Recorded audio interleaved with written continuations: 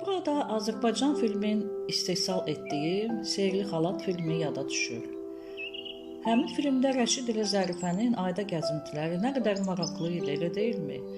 Onlar ayaqlarını yerdən üzərək, sanki göydə uça-uça bir-birini qovur və sevinirdilər.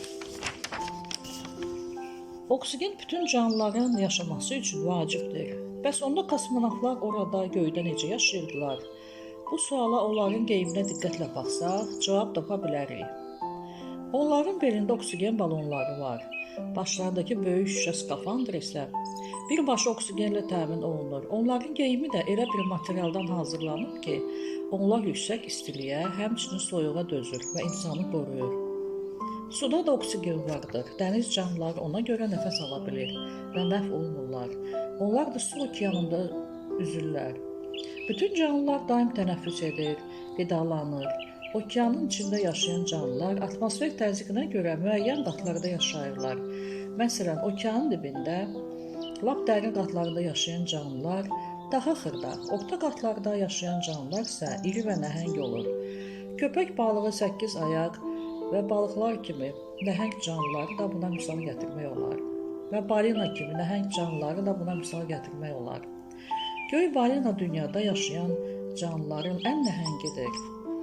O hər dəfəyə yarım ton xırda balıq udur və belindəki məsamə vasitəsilə hava alanda suyu yuxarı fontan vurur. Bizim yer kürəsi kosmosda bir dairə üzrə hərəkət edir. Onun sürəti saniyədə 30.000 kilometrə çatır. Lakin biz bunu hiss etmirik, çünki yer kürəsi çox nəhəngdir. Yer kürəsi Günəş ətrafında bir ilə tam bir dövr edir.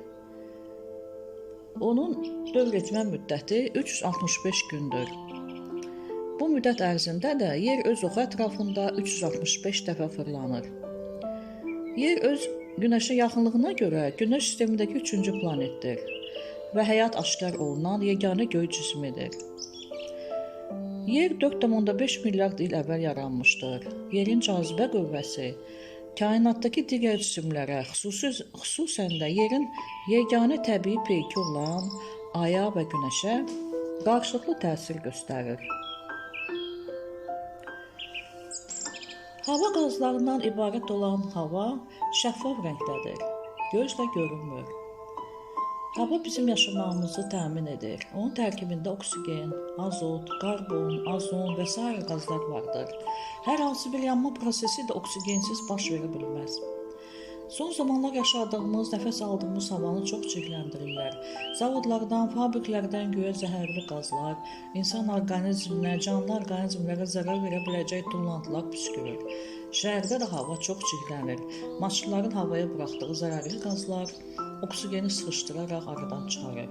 Əgər hava olmasaydı, onda səslər də eşidilməzdi. Çünki biz səsləri də hava vasitəsilə eşidirik. Səs dalğaları havada yayılaraq gəlib qulağımıza çatır. Qulaqda yerləşən təbil pərdəsi bu səs dalğalarını qəbul edir və biz eşidirik. Havanın ətraf mühitdə rolu çox böyükdür. Hava okeanda yaşayan bütün canlılar oksigenlə nəfəs alır. Oksigeni alaraq karbonu havaya buraxır.